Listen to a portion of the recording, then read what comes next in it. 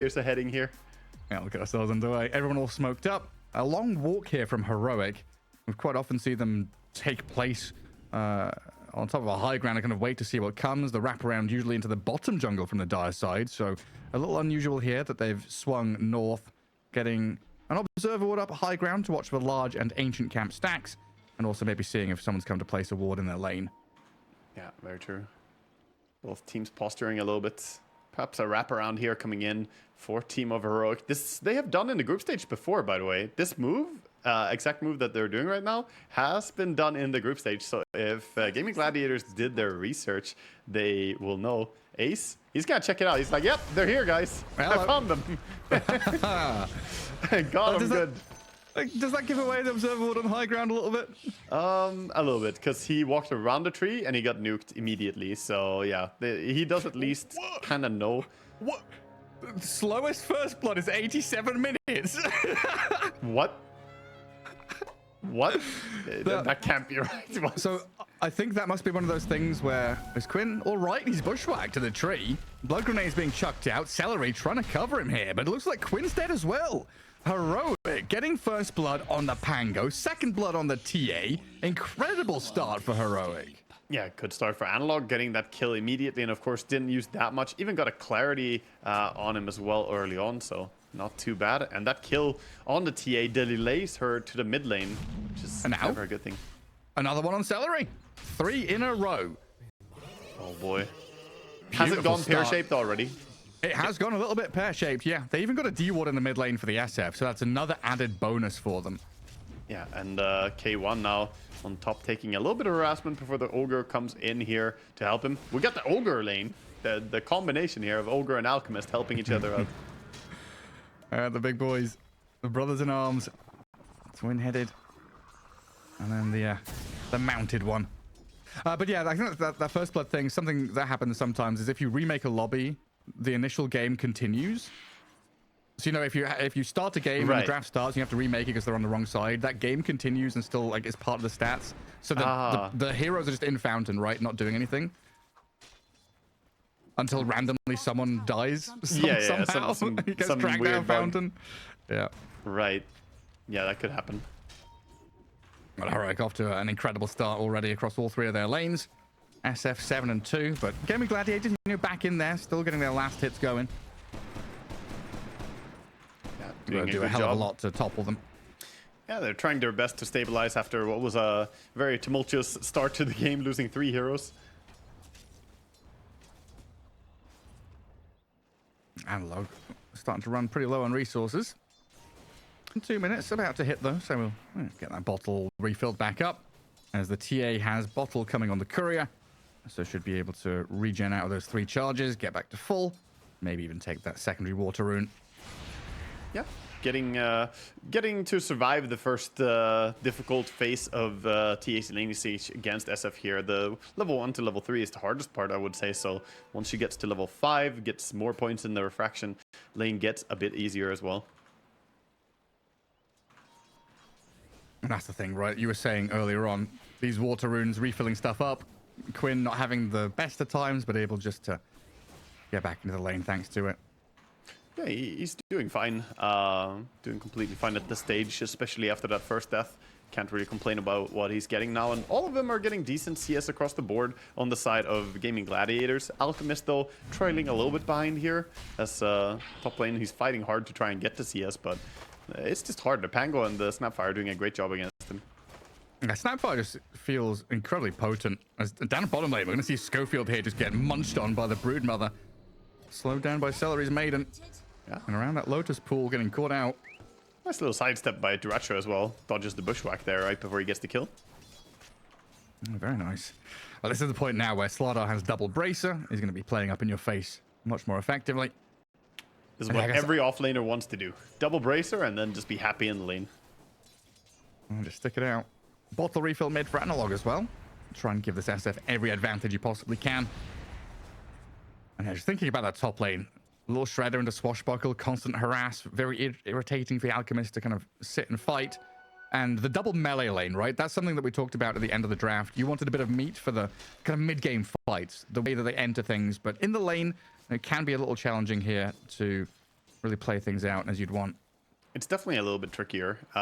King Jungle is going to get the D-ward in time here, though, to do a pull on small camp and try to play around his reset. At the same time, the Hoodwink also on bottom lane getting to block up the small camp. So, you know, the pulls are looking better here as well for Heroic now for the next minute. A hotkey issue coming in. A little bit of a pause. Oh, and Alchemist dire safe lane as well. You talked about that proximity of the camp. One of the heroes that really does like to kind of abuse that fact. Push out the lane, go back to farm, and you're going to be gathering up little bits and bobs here and there as you can. And he does have kobolds as well, right? So he got lucky with the first spawn on the small camp. Is kobolds. Let's see if he gets kobolds in the other small camp as well when it's going to spawn after King Jungles gets his D-ward. Rearranges mouse and his cable and stuff like that. Yeah. Heroic looking ready. Looking very rainbow as well. The mouse and the keyboards are all shining. All RGB different colors. That's the kind of thing that would get on my nerves, honestly. But I guess players just don't look. Yeah, if it's changing, it's like what is it? The peripheral vision. I'm just seeing something and I'm like, oh, shiny. Yeah, just get distracted by it. My keyboard has the potential to do that. I turn it off immediately. I'm like, oh, that looks really cool. And then I try playing with it. I'm like, no, you're not gonna do that while we're playing.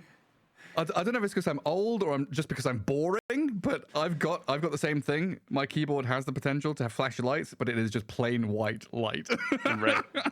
Yeah, mine is the nice dim red light. I like it.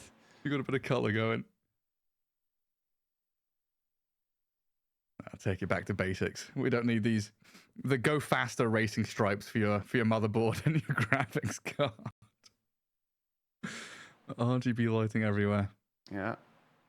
Gotta get underway here. I want to see some more of this glorious Norwegian Dota, by the way. Get this pause out of the way. Did you know Heroic Norwegian? Oh, I was wondering where you were going with that. Yeah, it's a Norwegian organization, actually. I didn't know. I was looking up Heroic a little bit more closely earlier, and turns out they have a bunch of Danes and Norwegians as CEOs and so on, and some Swede even working in the organization actively. So yeah, it's a Scandinavian org behind these South American players. Oh hell yeah, so they do. So they're even more international than we thought with Dalai Lama, of course. Yeah, very true. I mean, they've been around a while in other games, but yeah, coming into Dota. Yeah, big in CS, right? I think. Yes. Because I heard Heroic a lot before they came to Dota as well, but that was their CS times. Yeah, they were massive. I'm just looking back here as a Dupree Exist, Cadian Gunner roster. Yeah, big old players in the Counter-Strike realm. I'm just thinking about how many teams we've got coming into Dota now. It's beautiful. The renaissance, the resurgence of Dota 2. Back in the game, we have unpaused here, and let's see how things are going. Quickly going for the rune and spawns. Yeah, touch back, he did not get the kobolds. He didn't get lucky. Not forgetting what we asked. A bit upsetting. We've got some little trolls after that side camp, though, which KJ wants to pull. Tofu just getting up in their face, making things as irritating as possible. Yeah, maxing the little shredder. 2 points in it already, so he wants to do a lot of damage with his right click. Has to be careful here. Alchemist coming out. He doesn't have a cookie. Tofu just getting run at. That's the downside of this build, right? There's tons of damage, but you can't maneuver. Bottom lane, Broodmother taking a lot of hits. All the bashes. Is there another crush? They don't even need it. A killing spree for Dalai Lama down in that bottom lane. 5-1 currently for Heroic over Gaimin Gladiators. And something that should be mentioned here is... Oh, hang on. Is Crystal Magus dead as well?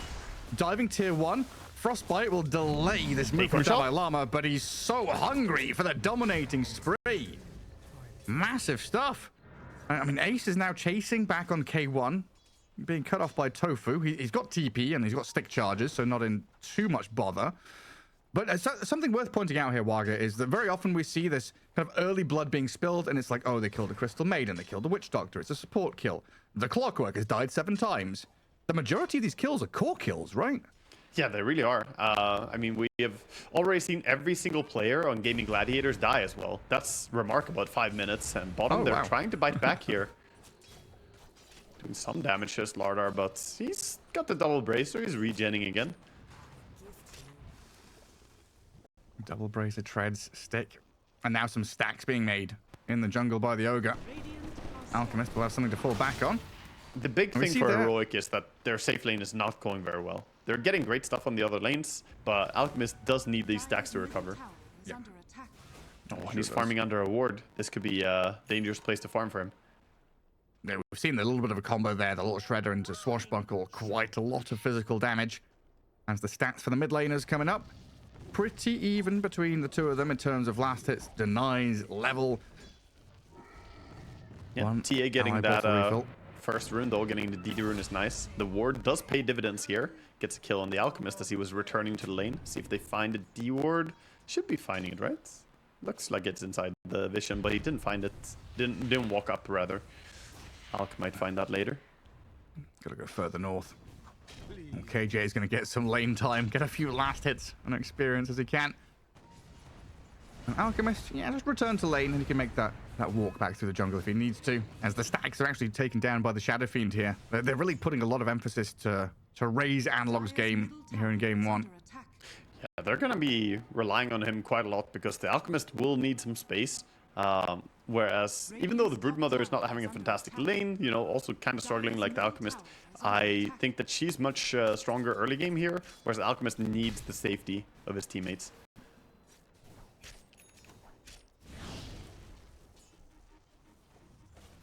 Ace is so tanky up at top. Wraithband on top of that bracer. Very difficult to chip away at, and we could start to see the moves from the Snapfire to try and get involved. Yeah, we did have a 1-for-1 on the Wisdom, of course. No contest there. We'll see if the Power Rune is going to go the way of Quinn again on his TA. 15 seconds. We see a lot of Dire players moving in for it. Even Slardar, maybe? Yeah, he's moving. It's efficiency, right? Stack camps at the same time as contesting runes. Build up that Ancients area as four. Look at that mini-map, right? 4 members of Heroic down at bottom rune. It spawns there as a haste for the SF. But up at top, Alchemist in the jungle, the Alchemist has been scouted. Little Shredder, the Crystal Nova, slowing him down. But he's got a concoction, but no teammates really to speak of. The TPs are starting to come. The Shadow Fiend will come in. Not enough to save the Alch, but does get the double kill. Close though, hey? Yeah, very close to saving him. He tried to live long enough there, just didn't have enough resources. Ace gets out safely here. Gonna have to pop his ulti though, so that haste from SF was really big value. They moved a lot of heroes for the rune control, but it does pay back at least. Yeah, and kills on SF are always super big, by the way. Getting that Necromastery up, he got 69 bonus damage now, nice. And he's gonna keep building. Oh yeah. Yeah, like Alchemist net worth still looking pretty good. You know, he's been kicked out of lane, booted a couple of times, but he's still farming. Definitely in the realm of possibility for him to kind of recover and raise up that top spot. Can he sense this on Diracho? Does he have the read that they're coming down bottom after ganking top? Broodmother could be in trouble here. This is where the comms can start getting a bit spicy, right? Because Gaimin Gladiators are making a move of their own up top while the Broodmother's being annihilated down bottom. Diracho didn't feel it coming, felt safe under his ward, but the Alchemist could be suffering the same fate here. Gets off his chemical rage. In we come with the damage, but they're just lacking control. The cookie comes forward. There's no way you kill K1 though here, right? Oh, maybe on that melt strike, the minus armor. He looks so tanky and then he disappeared. Still gives a tip over to Celery, who misclicked the big creep, but you know, enough that they still got the kill with the help of the Snapfire coming in there. But yeah, first Frostbite was efficiency. Yeah, he did farm the big camp. You know, is this the type of support you want? Make sure that you get the farm. Alchemist gonna be pretty unhappy with that though. He is gonna respawn and have, you know, only 4 seconds cooldown TP, but it's still a back-to-back death, and not really what you want to have happen. At the same time, SF, you know, furthering his advantage here with these ganks, going for a tower now. It feels like this Alchemist needs a bit of protection. We've seen a lot of different builds on Pango offlane. We've seen Aghanims first. We've seen Echo Saber first. We have seen even the Vanguard into Crimson Guard build. We've seen mech builds, but this is going to be a Shiva's first build from Ace. Oh, cool. Minus armor strat means you need armor, right? It also means you need attack speed, right? In the minus armor strat, they want to hit fast. So Shivas, he's not buying it for the very common reason for Shivas. Normally, I want to say 9 out of 10 times when we buy Shivas, is that you want to counteract the healing of your opponent. And yes, he will do that against the Alchemist. But I think more so, this is a Shivas just to take away the attack speed. It's great against Lardar, good against this entire right-click based lineup. That's a pretty cool use case, yeah. Often forget that little factor of the Shiva's Guard. Good idea here from Ace to pick that one up. Yeah, I think it's smart. We're seeing the reactions of K1 there after his death, just getting a little bit angry, you know, a little bit on edge, wanting to make sure that he's having a decent game as well, needs a bit of protection. Some emphasis does have to be put on him and his top jungle, as we've currently got 3 observer wards watching those access points.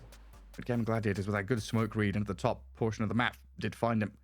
Yeah, you can have all the wards in the world. You know, you still need to sense those smoke ganks, otherwise you still go down. So we'll see if they can tuck away the Alchemist into safer areas, if there's a different place for him to farm perhaps than up top. I think this portion of the map is basically forfeit to Gaimin Gladiators at this stage. Okay, go find somewhere else to farm. What's going up here? Slardar. Did Slardar buy something? Treads, double bracer. These pauses like messing up with my rhythm of the game. I'm like, where's Slardar's gold gone? Expecting like a blink to be delivered or something. Oh, it's only 10 minutes into the freaking game. What am I thinking?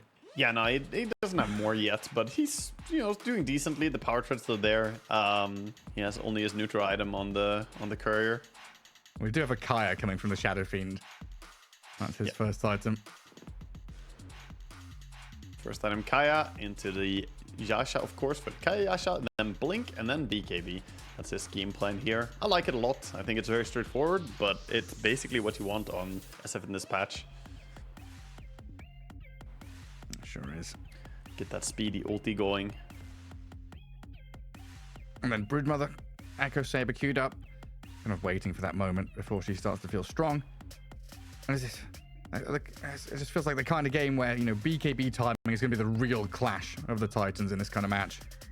It will be. And I think once the BKBs are up, Heroic have an advantage. Because they're the minus armor strat. They don't mind that much. BKB doesn't counter Slardar in any way, really. You can dispel his ulti once, but that's it. So I think overall they should be pretty happy if they can hit that timing in a good way. But then it's about how much can you do with it as well. Another rune for Analog and Invis this time. This could be a good time to move for Heroic, but they are being encircled here a little bit by Gaimin Gladiators. Playing under Radiant Vision, trying to spot this Alchemist out for the 3rd time in a row. Okay, one clearing a stack that was made by KJ. It looks like he is safe, and look at him, protected by 3 bodyguards, basically. A little bit of a friendly ignite there as well, taking some of the CS away. He's like, you know what, I stacked it, I'm just gonna ignite it. They had to clear it fast because they could sense that Gaimin Gladiators were staring at them while they were farming it, so felt a little bit risky. It certainly was. And does give a bit of room for Broodmother to do a similar thing to the Alchemist and get back into that jungle. Much more safety and freedom for her, though, to get the job done. Kind of difficult to catch this Brood right now before your Blink Daggers come. So Durancio has a fair amount of time here to get his farm going. Mid tower is being thrown a question mark here by catapults, as well as look the at Analog. Analog has done a wraparound with his Invis rune, hoping to stand on top of someone with a massive Requiem. Oh, the Razors come in, not quite enough to finish him. The Sharpshooter misses. Oh, but Analog can still chase this. No, he can't. Double shield crash gets him out there, but that was gorgeous. Yeah, perfectly landed there. Analog just showing you, his timing is impeccable there on that Invis. It took a while to do the wraparound. If they landed that sharpshooter as well, though, that would have been the ultimate payoff. Sadly, the swashbuckle and the shield crash, Pango can be tricky. I love the all caps. That's when you know it's, oh, there we go. The Quack Jumabada Nadwad. Yeah, that's my favorite. Quack Jumabada. And he's doing the off and on again here as he is disconnected. We see a slow motion. That was like picture perfect on the Snapfire. Too bad he didn't catch the Pango picture perfect, and then Snapfire wouldn't have the ability to get out of there. But you take what you get there. That was really well executed anyway. Yeah, unfortunate for Schofield that the sharpshooter doesn't land either, right? Ace able to swashbuckle out of danger just in time. Still another good move and another statement from Heroic saying, hey, this is our side of the map. This is Analog Shadow Fiend. You're not mucking with him. I love it, though. I mean, this is exactly what we saw from the play-ins and what we've come to expect from Heroic. They just take over the game very early. Sure, it's only a 1k lead here, but 10-4, you feel pretty intimidated if you're Gaimin Gladiators right now. You are feeling like, oh, we got to recover. We got to hit our timings. We got to find a way to take over the map. Whereas Heroic, you got all this momentum. Slardar is free farming, has his Blink Dagger now, and Alchemist can finally feel like he has a safe space on the map, as well as the two cores of the mid and off lane are gonna start protecting him. So then, in that, what do you think Gaimin Gladiators wants to try and do in the next few minutes? Is it also their game plan to kind of wait to hit item timings on TA and Brood? They gotta get something out of their Pango and the Snapfire ultis, basically. Right now, Pango is a little bit low HP, but he's salving up to try and fix that. But they need to start utilizing their ulti timings, because you're not gonna do much around the Broodmother overall. Alchemist looking at some Spiderlings. He's like, please, stay. You're not gonna get the Spiderlings of Duracho here. He's gonna run them away. Tanky little things. Like maybe if you have your Radiance there, you get a couple of them, but and Duracho well away. Regen Rune up at top being tied up here, baited almost. Quinn gets jumped immediately. Dalai Lama right on the Templar Assassin, sharpshooter and raises. And some covering fire here. The lava globs of Tofu's Mortimer. Not really going to do too much as Quinn gets annihilated. Yeah, that's a really good pickoff. Also, it's quite big for him that Snapfire used the ulti and didn't get anything for it. Yeah. So what I said for Gaimin Gladiators, their play has to be around these two ultimates. Now you're down one ulti, you're also down one hero, but this makes it harder for him to facilitate any moves here. And Heroic just pretty happy to farm up as well. They're being very active, but sitting back and just farming is also going to sort of favor them here, I feel. Yeah, it's like it's a greedy lineup, but it's also not at the same time. There's Alchemist, Shadow Fiend, Slardar, need a fair amount, but they're also able to come out with stuns, find some big picks. And what's that, 5 kill streak on the SF and the Slardar. So they've got 10 of the 11 kills? Yeah, they're both having amazing games here. Level 12, almost 13. The Shadow Fiend is getting enormous. Has the full Kaya and Yasha, of course. Oh, look at that, super speedy. That's a new record. 12 minutes 57. 7 minutes faster than patch average. They're having a grand old time. And Quinn trying to catch up here. Some ancient stacks. Large camp to clear. Templar Assassin trying to get back up towards the top of the board. Yeah, looks like they're just gonna chill a bit and play around the TA blink timing is what I'm seeing. The Pango is also getting closer to the timing here. The Shivas is a big item, but he does have enough for the recipe. He needs 1,200 more golds. Then the Shivas will be an enormous item to play around. Got Analog having such a good game. He even comes in and pre-hits some creeps for the Alchemist to get closer to his Radiance. Be a buddy. The best kind of teammate. Help you out when you're down in the dumps. You're in dire straits. You got a Radiance at 14 minutes. Not a good timing for an Alchemist necessarily, but, when the rest of your team is having that good of a game, it's definitely still threatening here if you're Gaimin Gladiators. You don't want that Alchemist to keep free farming. At the same time, they have Broodmother. Brood is similar to Alchemist, I would say, in, how fast she could farm. Still, she's finding herself a little bit lower than I expected here in net worth. Full sort of free farm jungle Brood.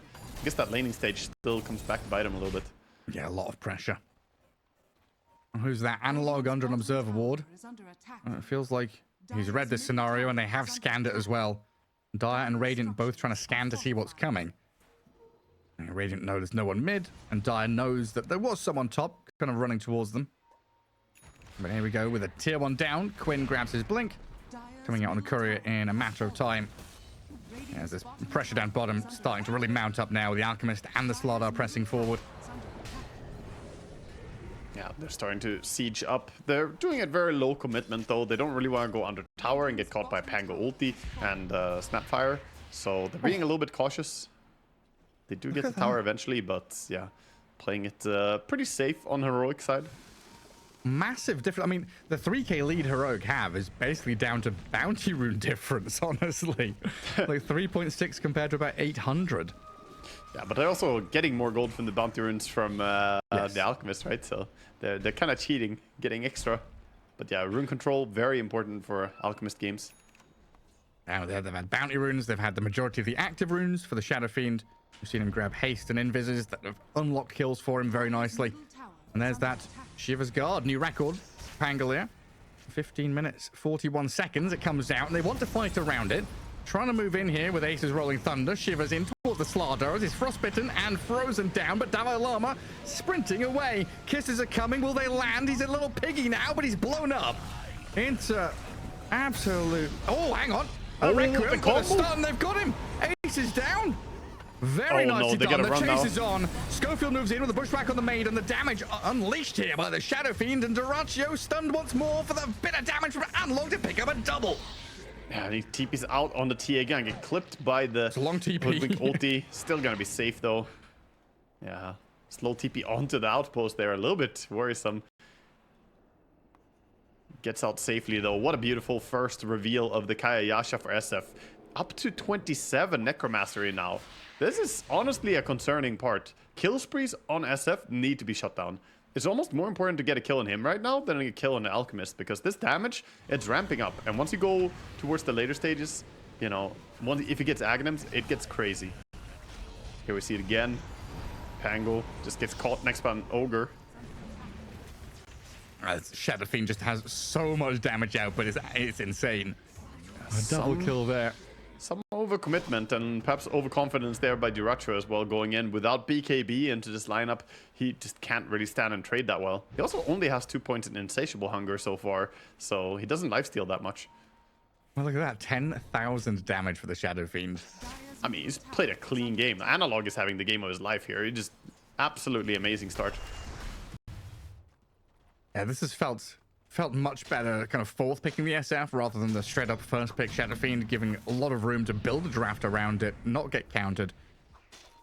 And look very solid so far for Heroic, as they'll spot Celery moving in here. Obs into Obs, Requiem after the Fire Blast. Kills off the Maiden, and probably D-Ward there as well for Heroic if they spot it. I like the no hesitation. Just go for the ulti, just take the kill, don't risk anything. There were more heroes nearby. He says, fear my presence. Yeah. You can't go in here, you know, this is not CM-friendly territory. Just get out of here. Protecting his own jungle. Yeah, it's one of those games as well where you've got multiple pairings of heroes from Heroic that can go out and do a similar job. There's Hoodwink, Slardar, and whoever they're with can just look for pickoffs and kills anywhere on the map. Yeah, pretty much. It's almost like SF and anyone, and then Slardar and quite a few can also kill anyone. Yeah. TA trying to go on Hoodwink. And just jump by the Slardar. Hey, got on my Schofield. The Frostbite into Kisses. A lot of damage here onto Dalai Lama. Still alive for now. The Sireblade splashes were starting to hurt, but he dodges the Swashbuckle. Corrosive Haze onto the Pango to spot him as he rolls in towards the Hoodwink in the back. Oh, Ogre. Juking. Yeah, just go around in circles. Oh, sidestepping, not working this time. But Shadow Fiend jumps in to try and raise down Celery, and the Alchemist is here to clean up. A Swashbuckle, a bit of defensive movement from Ace to run back as the Broodmother does come into the fight. Slays the Ogre. And Heroic not wanting to continue. The Slardar looking a little worse for wear, just says, hey, chill, reset. We got a kill. We traded out. Let's just go back to farming. Yeah, trading kills a little bit there, but still very, very good for Radiant, of course. When you're far behind, trading kills is always a good thing for you. Look at the gold they got for that kill on King Jungles. 700 gold coming in. Amazing, just for taking down the support.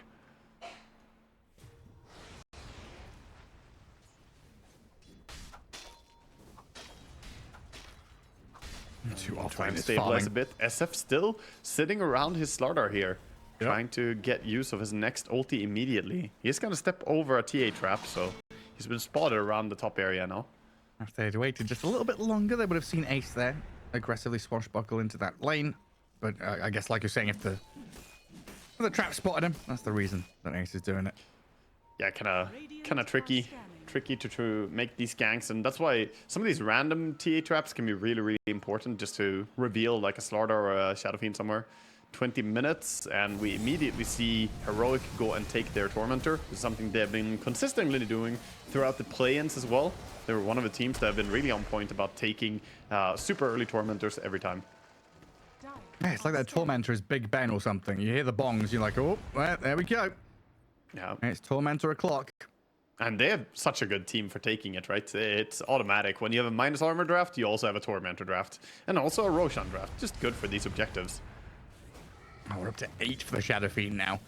Slardar's lost his streak, sadly. Gaimin Gladiators very much on the back foot here. 7k down. 16-6 for Heroic in terms of kills. I'm still waiting to see the map get closed out, though. Not something that Heroic have been able to do. Transfer these pickoffs and team fights into map control necessarily. Now, bottom lane, the tier 1 died, but mid and top still quite safe for GG.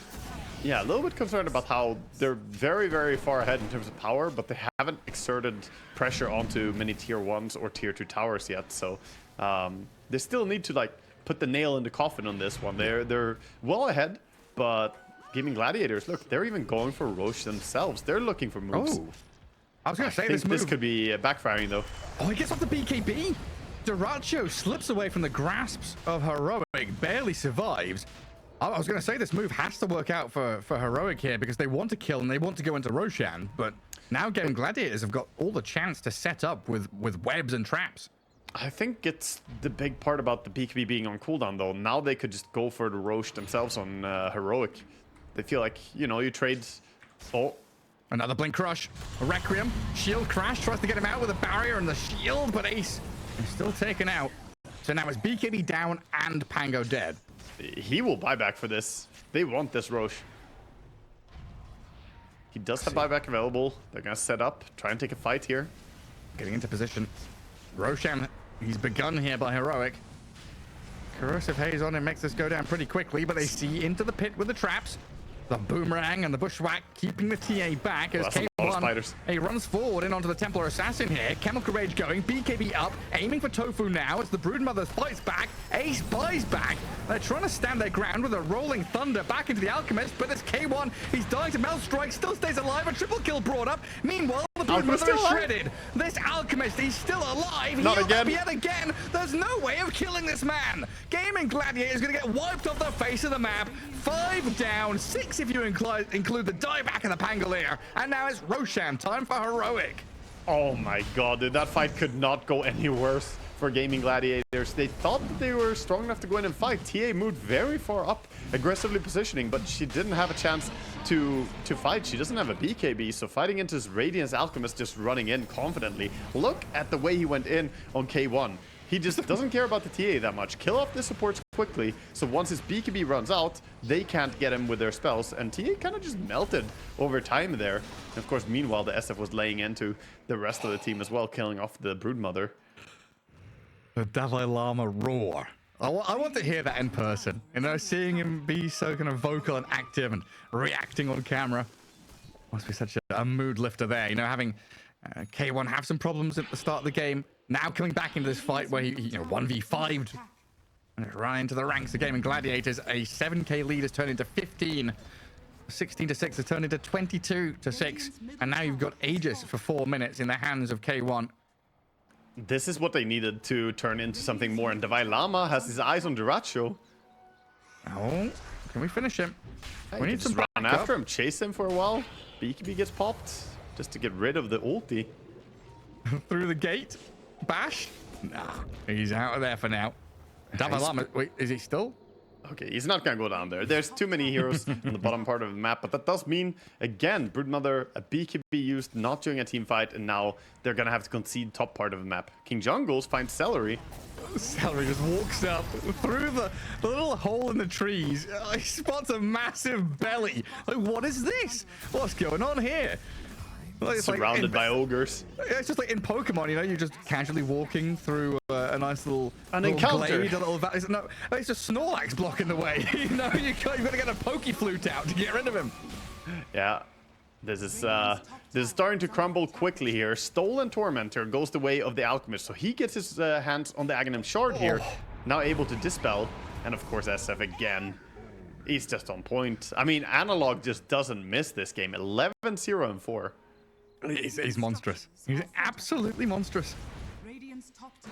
And he's gonna have his Aghanims in just 200 gold. At that point, he's gonna get the big CDR for his ulti. This man is getting strong. Gaimin Gladiators have got a lot of work to do here. It's been cool, the Shivers Guard and the Pangolier. He's paired up decently with the Maiden and the Snapfire, but it's this Broodmother and TA have really struggled to turn net worth into impact. And right now you're looking at Mr. Actor himself taking down tier 3 towers. And barracks cracked wide open, and it doesn't seem like Gaimin Gladiators have an answer right now.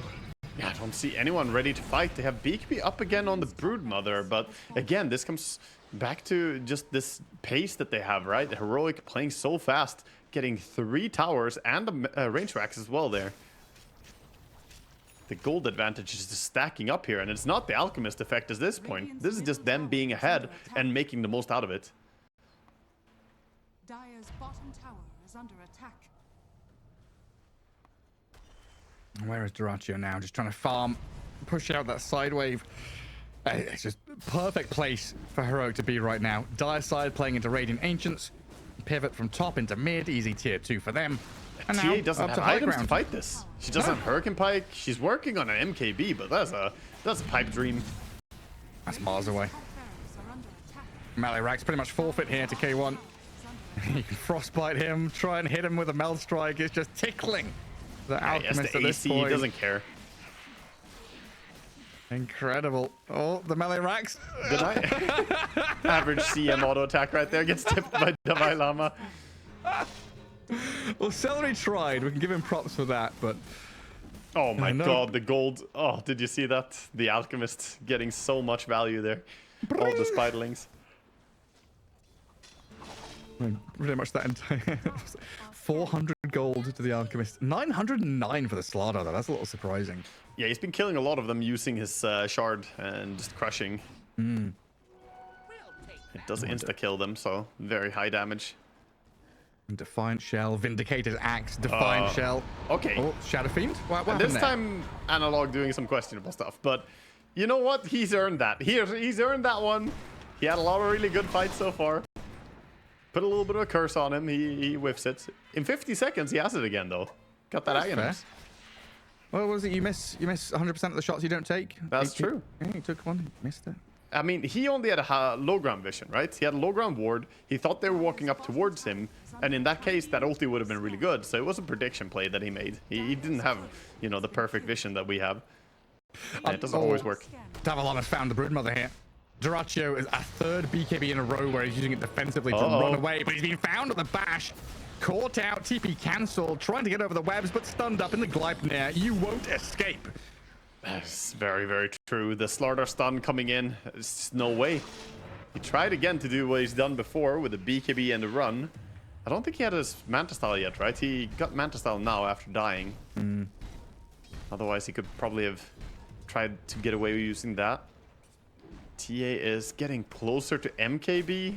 This is an important timing for them. 50 gold, but can she really auto-attack in the next fight? I feel like she's just gonna get disabled. The SF ulti, you know, the Slardar being in there. Alchemist can stun you. Yeah, I guess it's one of these like playing to win moments rather than playing to lose. Like the next team fight is all in, so getting an item that's all in feels the best of the worst, you know. So what they need is like a perfect fight for Ace. That's the only way. If they don't get a big fight for Ace, the Pango rolling around and stunning people, then TA won't be allowed to hit. So yeah, big eyes on how their chain stun is gonna look. That's basically the only way TA is gonna be able to do her damage here. Well, yeah, she has no BKB, right? So this Shadow Fiend has an amplified damage bottled as well. And 36 souls. I mean, let alone his right click at this point is bonus 180 damage, but this is a spellcaster build, by the way, just doing 360 damage per hit. That's some devastating numbers. Gaimin Gladiators right now trying to figure out, like, do we smoke out? Do we try and go D-ward? Just sitting back, try and protect the TA as she clears out wave after wave. And they will position themselves up in their own triangle for now, but this is all under dire vision. That observer ward sees them moving. The lines are drawn and the smoke is popped. Heroic move in towards Quinn. Steps off to the left. Doesn't get found. Slardar and Alk trying to blink in, but refraction, the blink out, gets Quinn to safety, while Dalai Lama will jump and crush the Celery Maiden. Little Shredder is here, though, with a turn damage onto the Slardar. Tremendous from Gaimin Gladiators. And in the back lines, we've got Rolling Thunder catching out Schofield's Hoodwink. Being blasted down by the Mortis Kisses, finished off by the Broodmother. Heroic are held back. Can they get more? Ogre is still running. He does have TP. Should be able to get out here. I don't think they're close enough. SF was too far away for that fight, and you could see Slaughter feeling really strong, feeling like he has everyone behind him, but getting a little bit too far ahead of his team. Doesn't have the backup. A nice Pango ulti on the back line, disjointing the reinforcements for him, while TA and Snapfire just light him up on Slaughter.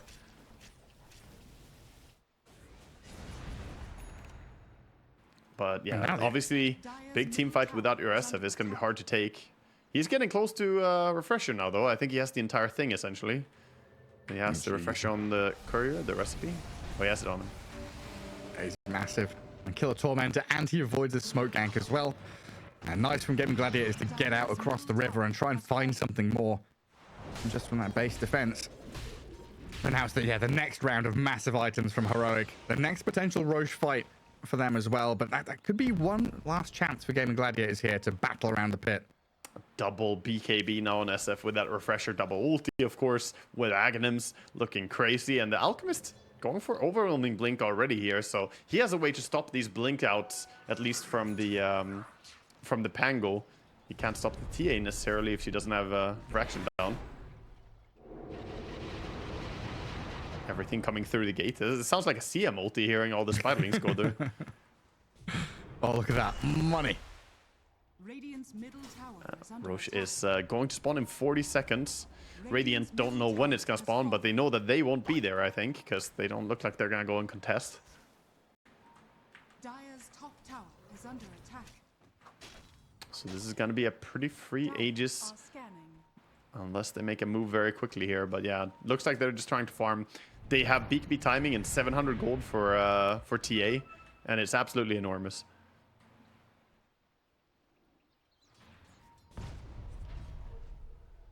Just sit behind the Alchemist. Let K1 do his thing. Wait for that Roche timer to tick on down. Plenty of time to wait here. No need to rush anything. Yeah. Gaimin Gladiators, the ones with the itch to try and make a move. Line drawn on the map. Yeah, this is probably where they're heading. Wrap around at the Roche pit, but Gaimin Gladiators not even entertaining the idea of contesting this. No, just farming instead, and it's the better play, you know, instead of like half committing or thinking about it a little bit, you know, when you're this far behind, I don't think you take a fight outside your base. You need a fight inside the base for Gaimin Gladiators. They need to see an overcommitment here come out from Heroic, but with this Aegis in hand on Slardar, you can't punish him as easily. And of course, the overall advantage here coming in. They even have the banner, Gareth. Oh yes, the banner. Who are these Axes going to? Did Slaughter get one? Did he? Oh yeah, he did give one. I see. Let's see. Did he? Oh, he refunded SF, I think. Dire's top tower Oh, okay. Well, up to high ground we go. And refunded the SF his Ags. Yeah, he gave the SF his Aghanims, so he has Hex on SF. It's a big huge. influx of money. So he has double Hex, double ulti. He looks terrifying now. Dire's middle tower And Quinn there trying to hit into the Alchemist, but still struggling to do any meaningful damage. And Double Llama left a little alone there. And K1 coming back to farm some camps in the meantime while the push is on hold for now. Yeah, I think it's absurdly strong to do this play as well. Get it basically +1 item on your mid player just like that with the Alchemist Aghanims. He could have gifted it to someone else as well. I mean, he could refund the Slaughter as well and get the same value. He also has an Aghanims already. He could give one to the Ogre, his brother. He could. Listen, he could, but... Oh, Give me TA. an unrefined Fire Blast. Ready with the blink outs, of course. And K1 straight back up the high. bottom barracks are Schofield, Gleipnir poke leads to Davai Lama jump. And trying to get in here with a Requiem BKB. The Rolling Thunder's in the he's back. going. The refresher up for the Shadow Fiend on the Templar Assassin takes her out of the game. Analog just solo kills two of them. Buyback from the Maiden will come in here, but Davai Lama and K1 now can clean up the mess. The Janitors have arrived to mop them up. And Gaimin Gladiators getting slain as Heroic looking to take game one. There it is, GG called. Easy Papa comes out from Heroic, and yeah, that did look easy. Dominant performance by them here, absolutely flawless from Analog on their mid laner here, 13-0 and 8. A clear MVP for me in this match. He was just everywhere, setting up for his team. they got off to a very good start before the game started here. You know, before the lanes. One of the statements that really hit me hard was I asked him, you know, what have you learned since DPC? You know, I asked him, what have you learned over the past 2 years of Dota? And he's like, man, what have I learned in the past 3 days of Dota? You know, Yeah. he legit was just like, I am learning every day, even as a pro player. Yeah, it's non-stop. You got to help each other as well. That's where, you know, the team needs to work together to just process information. There's too many things. You can't, as a single player in Dota, know everything there is to know. Meanwhile, we see a little bit of a check on mid lane here by Quinn on his Pango. Walked up, got hit by the tower, so he knows there's at least vision on mid. He didn't see an enemy hero, and there's no night vision, so he knows it's warded. There's got to be something there. And it looks like they're trying to pinpoint where it is exactly. Let's see if they can find it. Now, is this lane playable? Like, what's the deal? Pango against Huskar. How does this actually go? I haven't seen it on this patch, of course, and things have changed a little bit, but I would say that it's still a horrible lane. They did increase the health cost a little bit on the Burning Spear, so maybe Huskars can, you know, outplay themselves a little bit. That's what you gotta rely on. But yeah, this lane is awful. It's terrible, Gareth. We'll see what he does. And get in behind, drag some waves, and cause a bit of chaos. Maybe just have some supports rotate in to help you. And Undying, Rubik, not the best kind of roaming ganking supports, but we'll see what Gaimin Gladiators can pull out of their sleeve here, as in game 2 of this 2-game series, first day of the main group stage. Important to try and rack up some wins, as Heroic, of course, like we've been saying, kind of on a momentum streak. A good amount of damage up top onto Celery already, bullying the Undying back as he tries to trade 1v2. Yeah, so far not too bad for the Pango in mid lane. He did go for the W level 1 on the Huskar. I suppose this is the new way to do it, since you don't disarm anymore with your level 1 Q. That was previously what people would skill. Now that it's silence, I guess this is probably the better way to go about it. Just straight into the Burning Spears and then Berserk's Blood. Double Llama, straight TP. Gets away from that blood grenade attempt. Not a good feel, though. He has no HP regen. I guess Tiny just dragging the next wave around, but yeah, you got to set the tower and regen off that tower aura. That ring around the Rosie from Schofield, going around the little pillar in the river. That was great by Duracho. That little move to block there, just walking in, making sure that they can't do the pull as they want. And yeah, the creep wave is not going to get caught by Tiny here, so he has to wait for the next wave, but he has to go on the tower. This is not a good start for Heroics off lane. That's awkward. Very awkward for the Tiny. And down at bottom so far, Alchemist 4 last hits. Ace and Tofu sitting at 6 and 5 on the Underlord, so having that better time through the passive. Has the Underlord not skilled anything yet? I think he is he's holding a second point, yeah. I mean, I would only imagine he's got Firestorm, but he's just waiting until he will do it, I guess. Maybe finds a chance with W somehow to do something else. Let's see what he gets up to. And Antrofiora definitely going to help him get these last hits early on. And lane's going pretty well across the board for Gaimin Gladiators as they again get on top of Schofield. Good damage out of Celery and Duracho.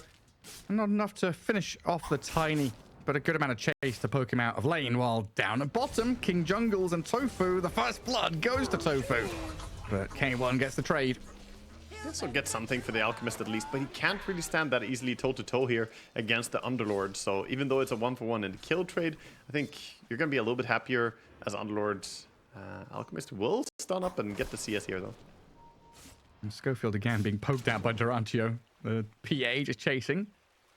And still got 12 last hits, even with the amount of aggression this PA is bringing in the lane. And another jump to force Davai Lama to win run and run away. And down at bottom, K1 dead. Inside that Firestorm and Pit of Malice zapped down. Yeah, killed him without even having to use any of his 2 blood grenades that he has on Tofu. So comes back with a vengeance here. Take down the carry.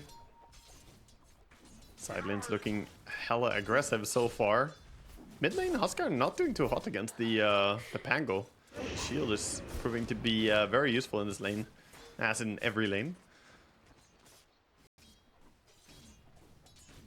I mean, he's winning. Yeah, he's currently ahead. I think the game might start swinging a little bit in the favor of the Huskar, but he's gone past the worst part, right? Getting your boots and getting your bottle, that's sort of the important part. He's only 100 gold away from the boots. But yeah, the lane is starting to get unplayable. 2 points in the Berserker's Blood is a big power spike here. Yeah, now you're never winning any trades. You can like use spells to last hit, but that's about it. Yeah, I'm and gonna rune control pop. coming in. Oh, this is gonna shut down his bottle refill as well. If they go get the bottom water rune here. Oh yeah, very true. Schofield grabs the top one. Davalama with that 10 wand. Yeah, Gets away from the Undying and the PA, and they deny the rune with a mud golem. oh no, the Ench even looking towards mid now. Quinn starting to feel the pressure here of multiple heroes focusing him.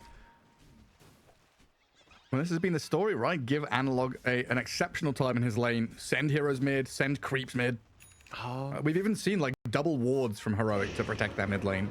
Yeah, a little bit of a miss micro there of the lane by Analog. He lets the range creeps survive, so now he's gonna push. He can't stop it anymore. The 2 range creeps are alive, and that means the push is coming in. Ooh. Bottom lane though, A Alchemist. blood grenade.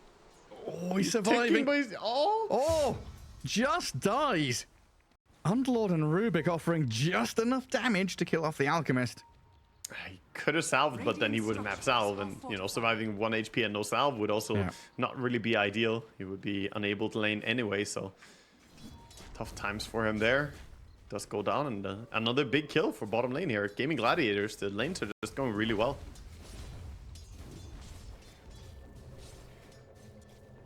Well, stacks being built up, of course, for this Alchemist to fall back on. But they'll get aggressive. And Tiny's made a move down through the Twin Gate, and some body blocks on that Underlord means Tiny can actually get in on top of him, but they need a bit more damage to finish him off. Tossing forward creeps, but Ace has survived. Enchant, Rubik. Tofu. I'll try and go on the Rubik now. Mud Golem sent forward, concoction thrown, but this has failed. A blood grenade, they're still trying to dive under this tower. Tofu has the wand though. Stays alive, stays safe, so that's a 3-man move. Trying to shut down this lane, and they didn't really manage to get the kills here. Lord still able to pull the creeps back here and get some safe farming. It does secure Alchemist farm though. He does get to CS here, but ideally they wanted to kill from that. Again, gonna go here on the Underlord as he went out a little bit. Gets pulled by a tornado. And drag back. The final touch of damage is coming. Enchantress, doesn't get it done. Underlord survives on like 20 HP, maybe even less than that. Yeah, good TPN there as well. Coming in to save with the Undying. Doesn't even have to use his healing Lotus there to save his friend. Schofield up too. I don't know. Schofield's got steal runes, man. He's just early for the Wisdom rune, so he's gonna sit around here for a bit, I think. Schofield is a wanderer, man. He's level 2 at minute 7 here. He needs this Wisdom rune. Hey, some SAS behind enemy lines kind of guy. Uh-oh, mid lane. Silence onto Quinn, but he's still got that rolling thunder as Duracho makes a move into mid to kill the Huskar off. Gaimin Gladiators pissed off after that game 1 performance. They flick the switch and they are playing incredibly fast. This is also what Duracho will be happy to do, right? He's the type of carry. He looks towards your mid, sees that he's unhappy. He says, hey, it's cool. I can TP in. I can just, you know, do a run back to my lane. That's no problem. They do get that kill, but meanwhile, double Wisdom rune was grabbed up by Heroic, so they're getting something for themselves at least. I honestly thought that lane would be harder. You know, Wind Ranger Tiny would be better than a PA and an Undying. Is Undying just that strong of a lane bully, huh? Yeah, Undying is also a hero that Celery knows the ins and outs of really, really well. They've used it a lot before. Coming in top here, trying to catch to a Pit of Malice. Just about clips the Wind Ranger. Surrounded by 4. And now the Necro unit starting to go to work on the tier 1 tower. Yeah, Toss here gonna start cancelling the TP out, but actually may have gone too deep on Schofield. They're trying to hold on to that tier 1 top lane. A couple more hits. Oh, that decay. Just a jump forward from Duracho to secure the takedown on that little Tiny. Yeah, he tried to get some cancels there on the gate, but not really worth it. Mid tower being pushed now. Ench and Huskar. Still no armlet though, so this is a little bit of a dangerous push. Analog can't really jump in. He can't do anything. In fact, didn't even skill his ulti. Still vitally important they do this though, to get eyes off of K1's Alchemist. He needs that farm time. Currently at the top of the net worth. You're sitting okay as the Alk, but hey, the rest of your team got to try and make some action happen. And as Rubik and Pango just come into mid to guard the tier 1 and force Heroic away. They hold on to a tower.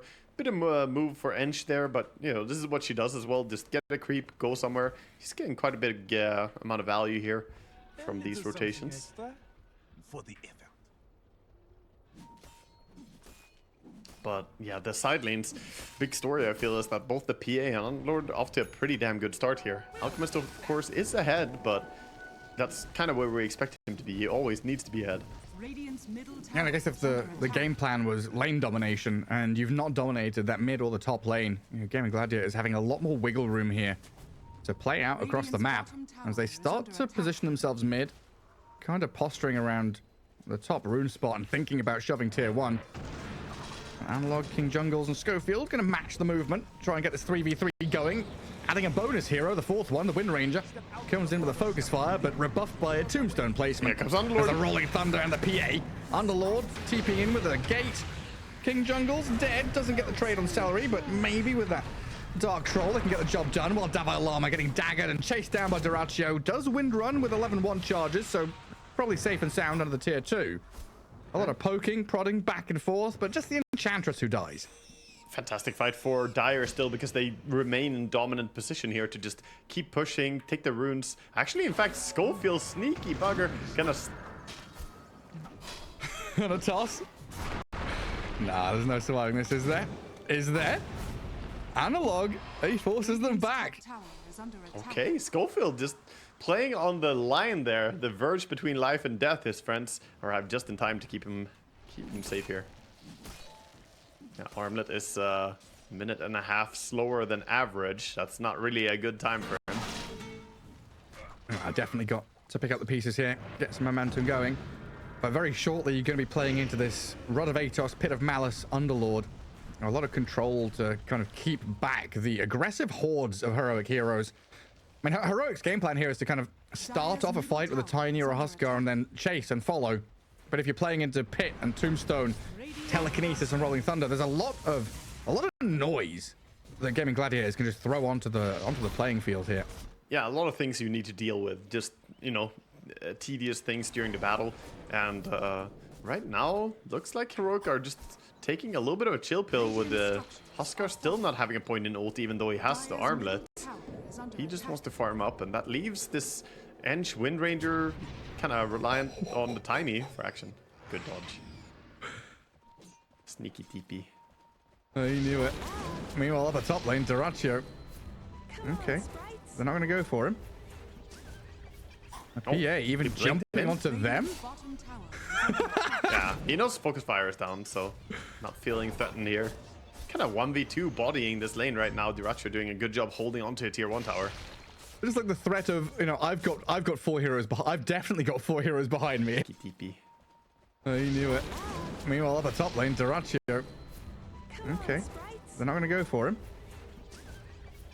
Oh, PA even he blinked jumping in. onto them? Bottom tower. Yeah, he knows Focus Fire is down, so not feeling threatened here.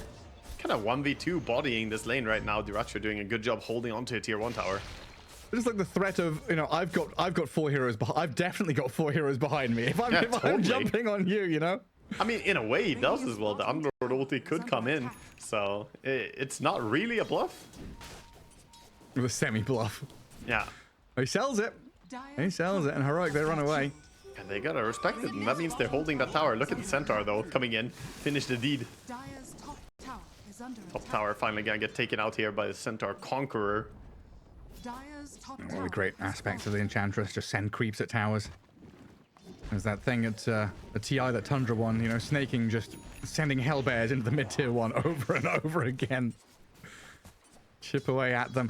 But here's a very key timing, right? Radiant's Alchemist, they got that Armlet and Huskar.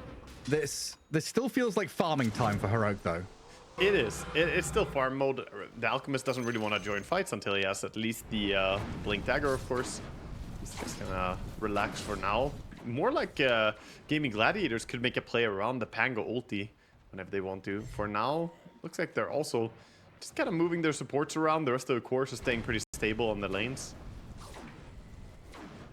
Stacks being created by the Rubik. We have a triple stack over on their Ancient. The squealing piggy. Schofield setting himself away from Ace. This is average Schofield gameplay. Always running around, making people question, what is he doing? He's trying to get around to the Wisdom Rune, by the way. It's 13 minutes. He's already eyeing the opponent Wisdom Rune to get over there. Yeah, he's just playing capture the flag. You know, he's got a little mini game inside Dota 2. If your cores are just farming, then you got to find something else for yourself to do. So he could still wrap around and go for it if he wanted to, but looks like he wants to grab the bottom experience. Pulls a creep to toss it to the creep wave. Kills off the push. Nice. And where's this gate going? Up to top? It looks like they've got to move on to K1. Gets up the Chemical Rage. Rooted up. Trapped inside the Pit of Malice. Still alive, but he's finally going to die.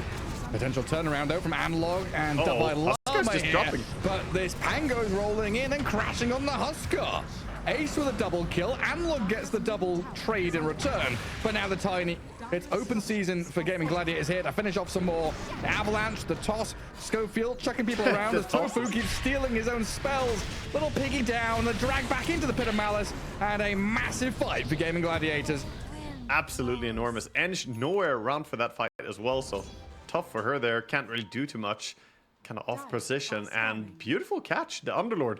We see a lot of value from Underlord in a lot of games, but that right there is why you play this hero. The Fiend's Gate just enabled a gank that never would have happened otherwise. Get out of the woodwork. Suddenly there's 4 heroes top, 5 heroes. And the Enchantress still dead. Gonna make the team wipe happen? I mean, she has 0 points untouchable still, and the PA jumps her, gets some quick hits, and Rubik, of course, finishing the deed. That's what Fade Bolt is for. Get every kill. There we see the gank. I like to lift back and pull back into Underlord. Rubik and Underlord, so good here. Pit of Malice getting massive value. Look at Huskar. He ends up next to an Undying, gets hit by him, and of course, then you can't move. That was an Undying in ulti form, so now you're just slowed. You can't leave that fight anyway, even if you tried. 40% slow is not that fun. Slowed, amped up, there's zombies on you, all sorts of nonsense.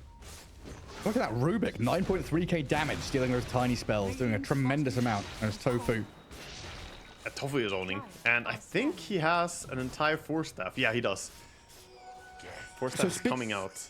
Speaking of Force Staff, it felt like in that last fight, you know, one Force Staff or one mech, something could have bought that time for the Alchemist to maybe turn the fight around. That's really what's lacking here, right? Is that there's no blink on Tiny yet, and Enchantress hasn't really got her first item. Whereas Gaimin Gladiator is just ready to chase and control you. Yeah, they have the first timing here now with the Force Staff as well, like mentioned, so they can keep having high impact on their supports, and more importantly, their cores are also starting to ramp up. Yes, Alchemist is #1 in farm, but don't underestimate that PA with Battle Fury farming up a quad stack on Ancients right now, so she's getting pretty big.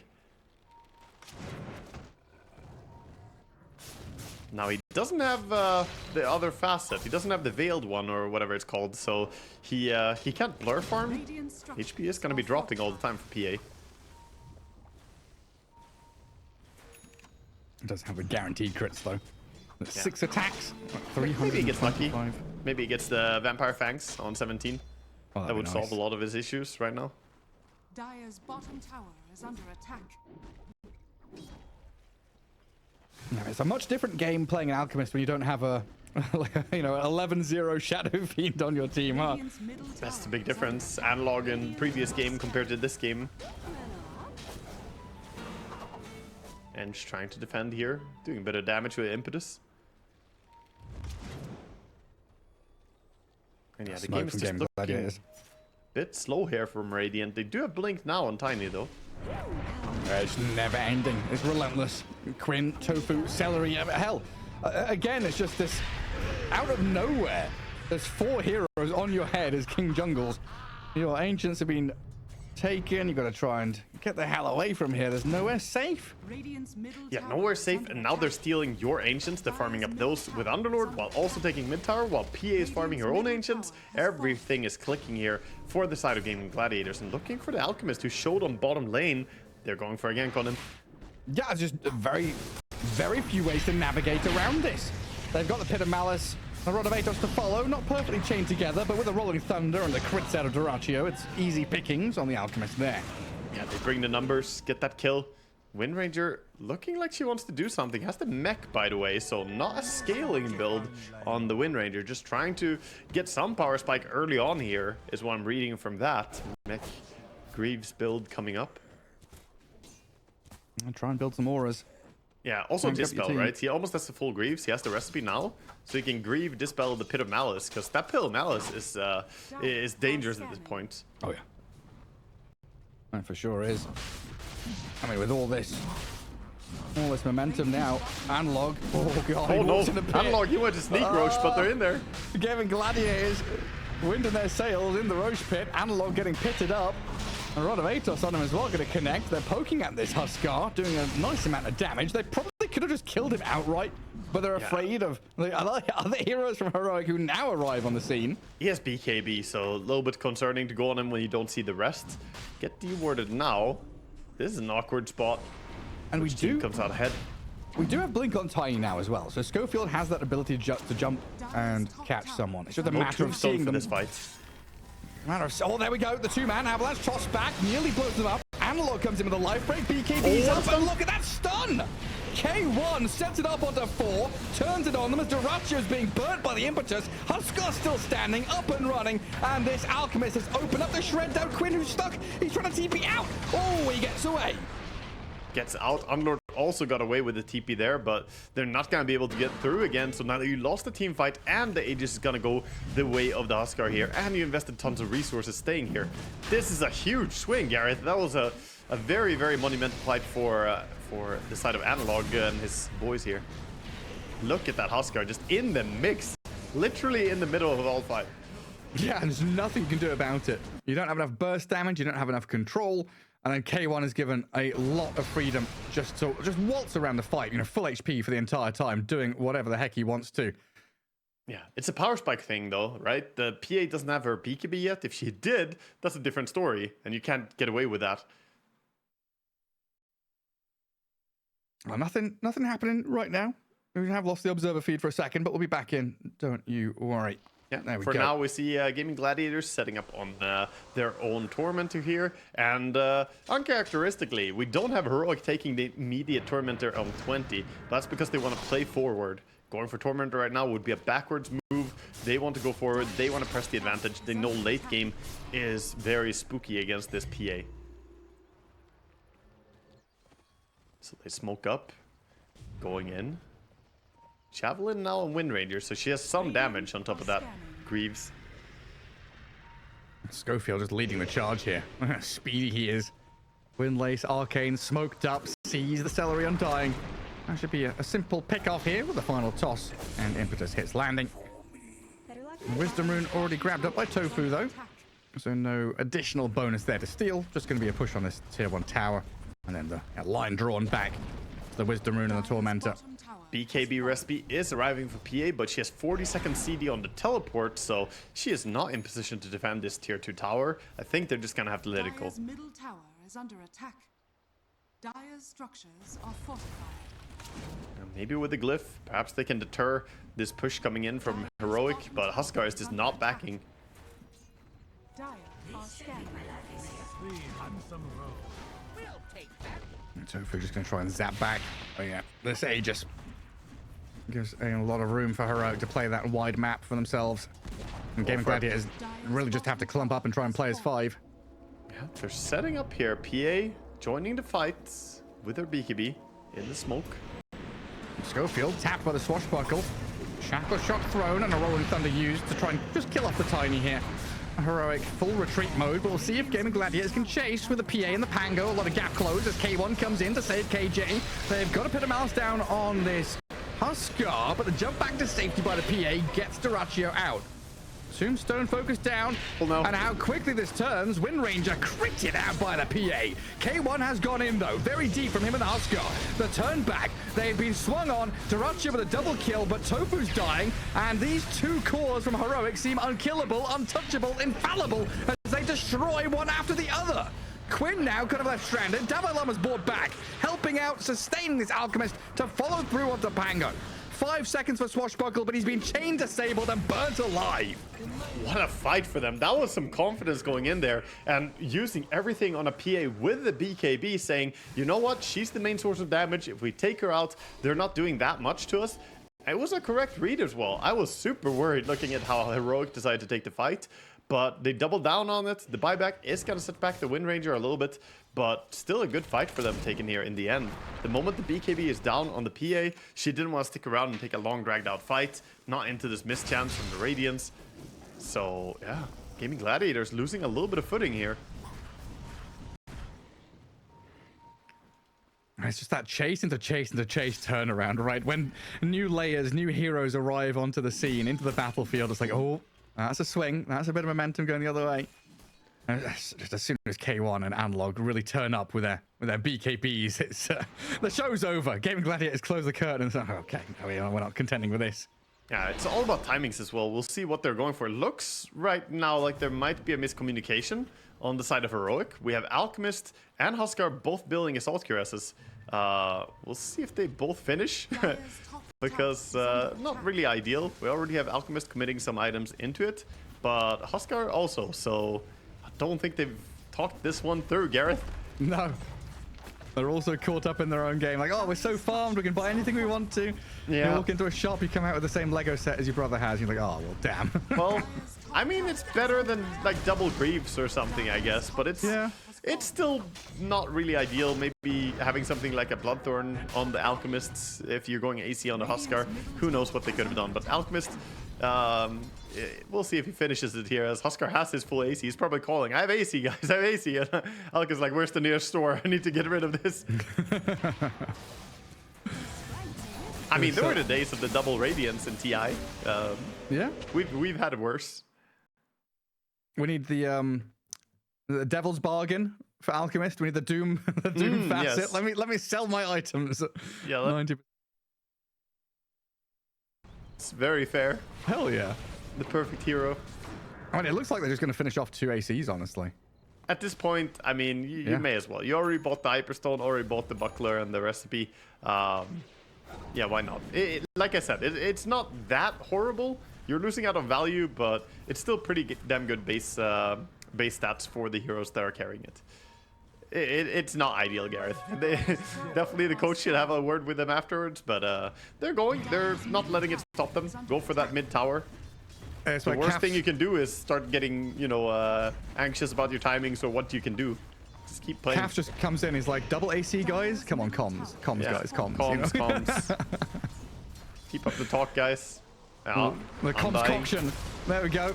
Alchemist and Huskar kill off the Undying. He's dead for 40 seconds. That's quite a while. It's a little bit of a timing here they could go for. It doesn't have buyback, of course, as well. And this tower, it definitely has minus armor. We're making double sure of it. Jeez. Oh, it disappears. And Catapult's still here as well. Afterburn. Finish Assange during this, but no massive power spike. Dragon Scale on Huskar as well, even more burning damage. See what he gets on his 27-minute timing as well, as they're going to back up here. Start pushing out lanes to Racho. Trying to be sneaky down bottom while he's farming.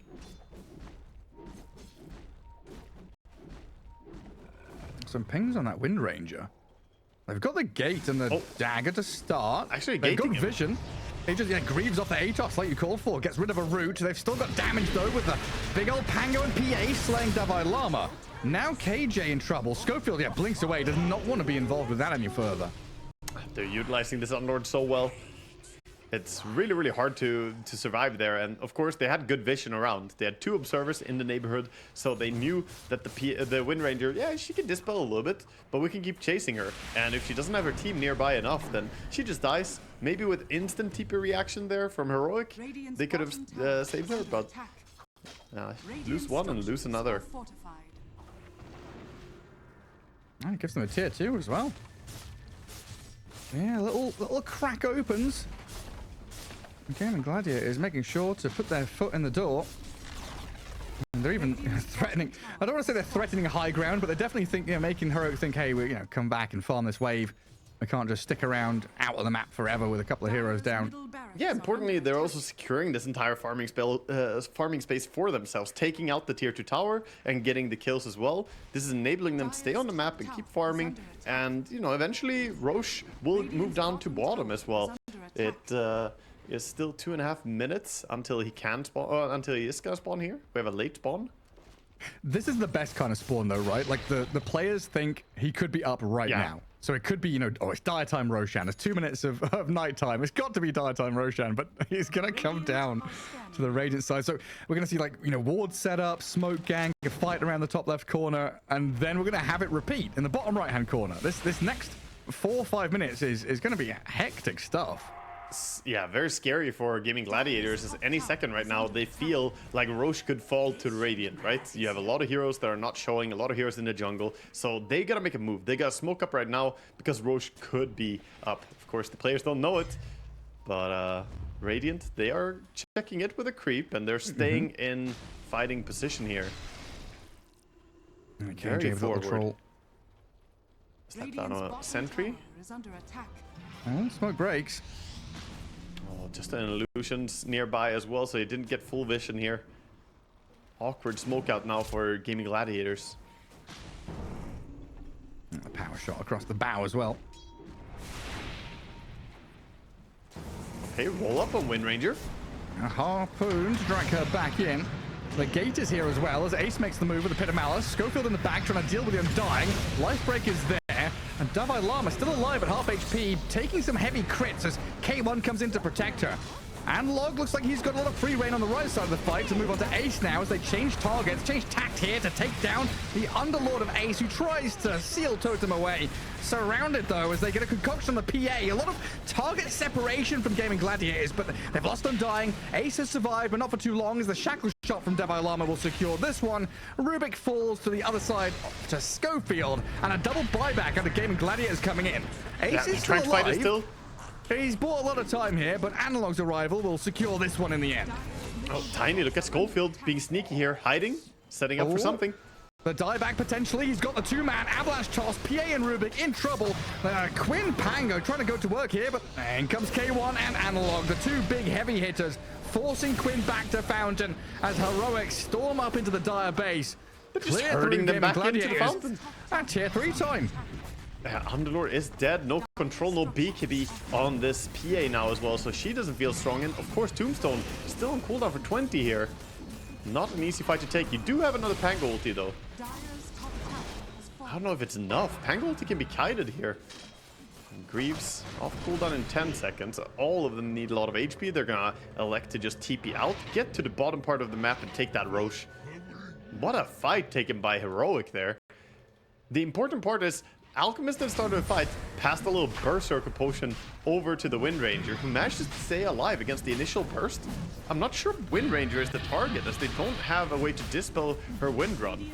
PA blinked on her, tried to auto-attack, but you gotta kill the Huskar. You have to bring down the Alchemist. These heroes are like the important targets. The Wind Ranger would just act as a bait. It's a mech Wind Ranger.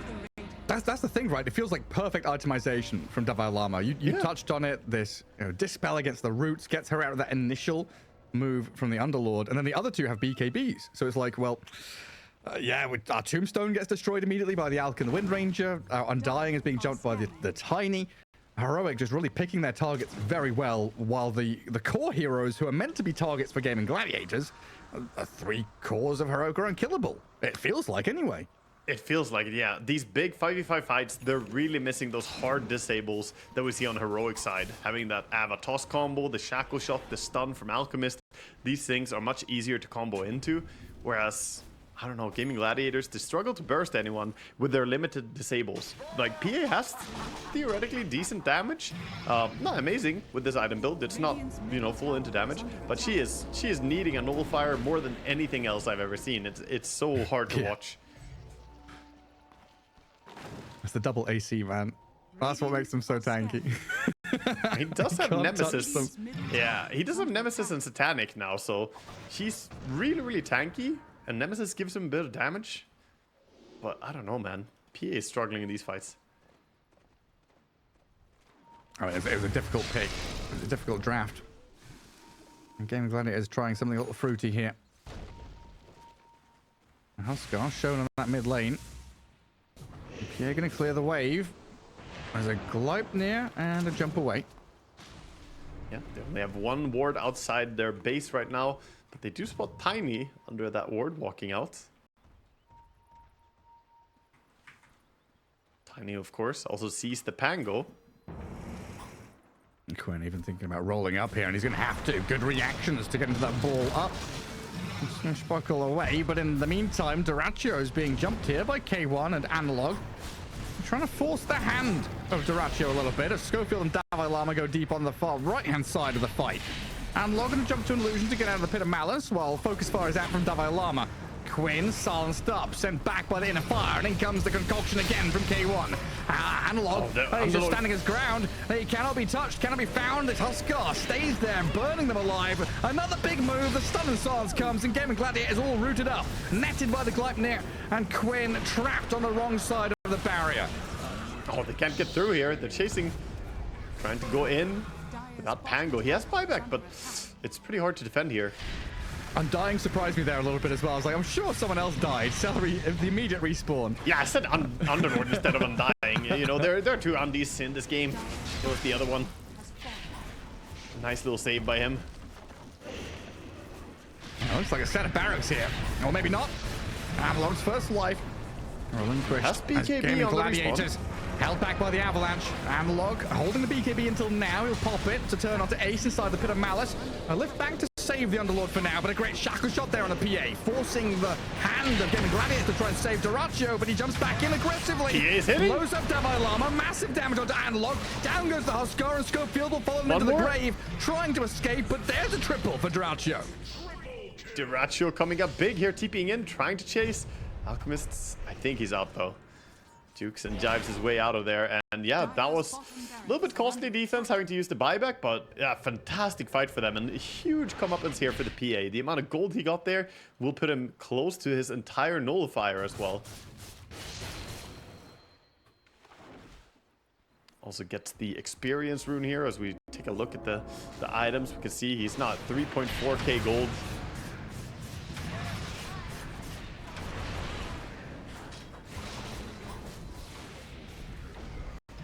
It's going to feel so good. Finally. Was it 35 minutes into the game when your PA starts to feel strong?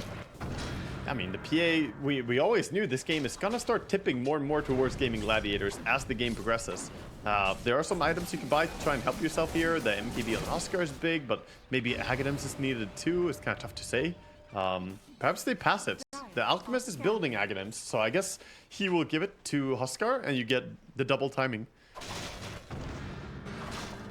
There's a pretty big wave pushing in that bottom lane. It has to be dealt with by Heroic. And we start to think about that next Roshan, honestly. Yes, I mean, this game is dragging out. It's gonna go a little bit the distance, and that's favoring Gaimin Gladiators. They're happy here, seeing that they now have the Nullifier. Windranger is a possible target, can dispel that wind run. And Davai Lama trying to get into BKB. 14 wards destroyed. King Jungle. Oh, he's made his mark on this game one way or another. Gaimin Gladiators having a go at this Huskar. Analog has the BKB. K1 into the backlines, gaining onto the Undying. They'll kill the Tombstone with the Huskar now, but Dyrachyo is still looking for his man. K1 a little isolated now. He's gone 1v5. He's not dying, and in comes Analog for that second flurry. Another round of fighting. Celery down. Underlord in trouble, being burnt down, and Schofield cutting them off at the passes. Analog surviving. Dyrachyo, he cannot stick on this Huskar. Oh, what a Finally gets the takedown, but Schofield covering fire with the Avalanche, and they've got Dyrachyo all locked up with a shackle shot out of Davai Lama. 4 heroes dead. Tofu trying to scrape away with his own life, but Mr. Schofield has arrived. Sends him skywards, down to the ground with a thud, and Avalanche comes, and Heroic. A storming team fight and a team wipe Gaimin Gladiators. The patience on this man on Huskar there, not BKBing earlier, just slowly walking away there. And also the way they turned around the fights, he immediately focused on the Tombstone, realizing, okay, we can't really reposition the fight, kill off the Tombstone immediately to make it so that you can actually fight into this. Now, you know, all of it just coming into fruition here for them. All this farming, finally they managed to just take out a big team fight.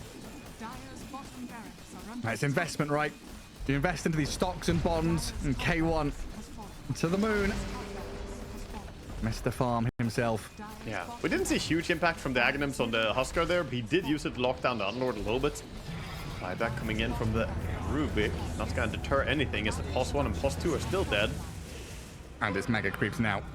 Tier 4 is unlocked. 30 seconds still to go on those two very important heroes, like you're saying. They gotta do something. The support and the offlaner. The Fiend's Gate, the Necro units, try and hold them back with a Pit of Malice. The damage starting to stack up, though, on as Ancient now as it is exposed. Ace is just going to walk into the middle of everyone here, but Heroic seem to just be hitting the building. He's just dropping. Okay, They're all going throne. Go throne. GG call.